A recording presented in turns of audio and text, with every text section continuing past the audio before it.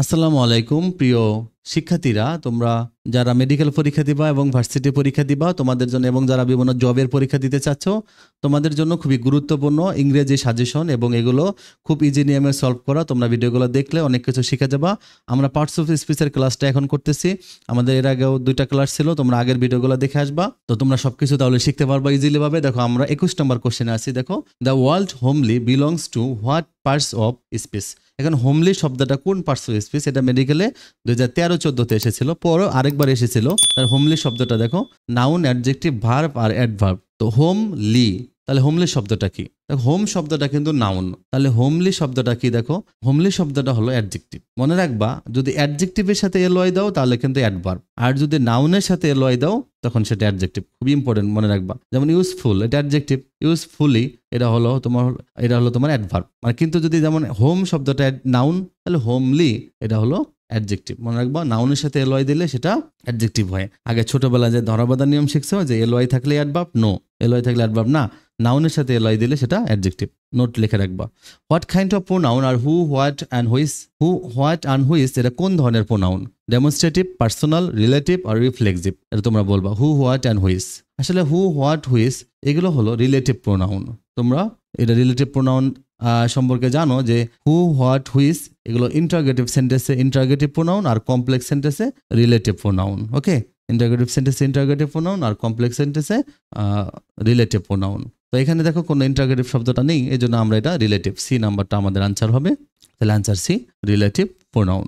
Next question দেখো, the world wholesome is. Wholesome শব্দটা কি? Wholesome noun, adjective, adverb, verb. এটা কিন্তু অনেক পরীক্ষা বিসিএসে আসছিল এবং অনেক কোশ্চেন আসছিল, এটা ভার্সিটি অ্যাডমিশনে আসছিল, ঢাকা ভার্সিটি অ্যাডমিশনে।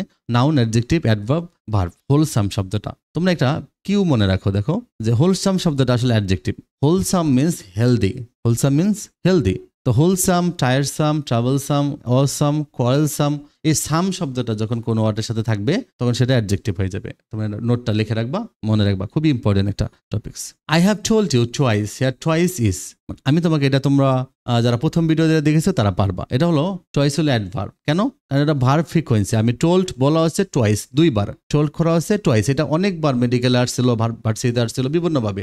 এর আগে 2000 মেডিকেলে 2021-22-এ আসছিল হলো রিপিটেড দিয়ে, টিচার রিপিটেড এভাবে ছিল।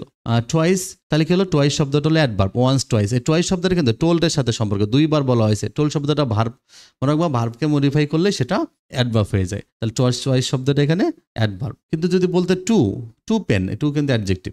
Choose the sentence without a personal pronoun. দেখো এখানে কোথায় পার্সোনাল প্রোনাউন আছে? We have to leave, so give our shares to them.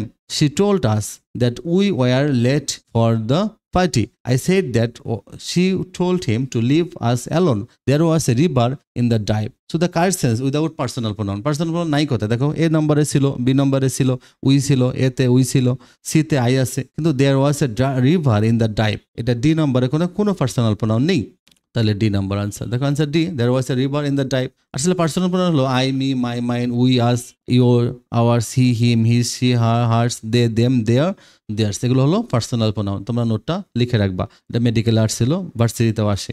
Which is the singular of appendix? দেখো অ্যাপেন্ডিক্স সব খুবই ইম্পর্টেন্ট, এটা অনেক জায়গায় আসছিল এই কোশ্চেনটা। আমি শুধু মেডিকেলে যে ডেন্টালে আসছিল সেই টপিকটা উল্লেখ করে রেখেছি, 18-19-এ ডেন্টালে আসছিল। দেখো অ্যাপেন্ডিক্স, অ্যাপেন্ডিক্স। আসলে এটার জন্য তোমার একটা কিউ শিখতে হবে আগে। দেখো মনে রাখো, অ্যাপেন্ডিক্স হলো অ্যান্সার, সিঙ্গুলার হবে। কারণ দেখো কোনো ওয়ার্ডের সাথে যদি এই আইএক্স বা ইএক্স থাকে তখন আইসিইএস অথবা ইএস দিলে প্লুরাল হয়ে যাবে, এটা মনে রাখবা। তাহলে তোমার এখানে অ্যাপেন্ডিক্সের সিঙ্গুলার ফর্ম হলো অ্যাপেন্ডিক্স, আইএক্স থাকলে সিইএস দিলে দেখো প্লুরাল হয়ে যায়। তাহলে এটা তোমার নোটটা লিখে রাখবা, খুবই ইম্পর্টেন্ট এই নোটটা, এটা লিখে রাখবা। Next, correct adjective of the word contempt.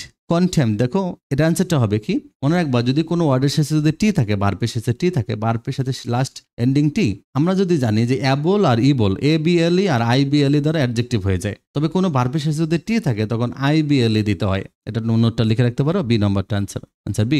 Correct adjective of the word contempt, তো এটা তোমরা ইতিমধ্যে করে ফেললা, তাহলে তোমরা মনে রাখবা, তাহলে টি থাকলে আইবিএলই হবে ভার্বের সাথে, আর শুধু অ্যাবল দিতে হবে। অন্য ক্ষেত্রে অ্যাবল দিল অ্যাডজেক্টিভ, আইবিএল দিল অ্যাডজেক্টিভ, তবে টি থাকলে আইবিএলই হবে। Next question, which one of the following is not a noun? কোনটা নাউন না? দেখো ফেয়ারলি, চাইল্ডহুড, লনলিনেস, পিউরিটি। মনে রাখবা কোনো ওয়ার্ডের সাথে যদি টি ওয়াই থাকে, এনই ডাবল এস থাকে, এইচ ডাবল ডি থাকে, তাহলে সেগুলো নাউন। তাহলে ফেয়ার শব্দটা সাথে আমরা এল ওয়াই দিছি, এটা ফেয়ারলি শব্দটা হবে নাউন না, কারণ ফেয়ারলি শব্দটা ফেয়ার থেকে ফেয়ারলি, এটা অ্যাডভার্ব। হ্যাঁ, তাহলে ওয়ার্ডের শেষে দেখো ness, dom, hood, T Y, I double S I O N, T I O N, S I O N, M N T C E R C Y, এগুলো থাকলে সেটা নাউন হয়ে যায়। What is the adjective form of the word home?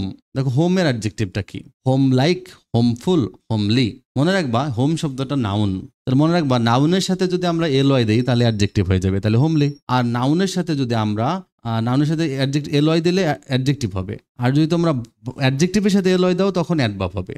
ওকে, তাহলে home শব্দের adjective হলো homely, L Y. ওকে, তাহলে মনে রাখবা নাউনের সাথে এল ওয়াই দিলে অ্যাডজেক্টিভ হবে, অ্যাডজেক্টিভের সাথে এল ওয়াই দিলে অ্যাডভার্ব হবে। অ্যান্সারটা homely. Which of the following is a correct example of demonstrative pronoun? তাহলে ডেমনস্ট্রেটিভ প্রোনাউনের কারেক্ট এক্সাম্পল কোনটা? তোমরা এটা নিজেরা চেক করবা, এটা তোমরা নিজেরা তো কমেন্ট বক্সে অ্যান্সারটা লিখবা, আর তোমরা পরের ভিডিওটা দেখলে এটা অ্যান্সারটা পেয়ে যাবা। তোমরা আমাদের চ্যানেলটা সাবস্ক্রাইব করে রাখো প্রিয় শিক্ষার্থীরা।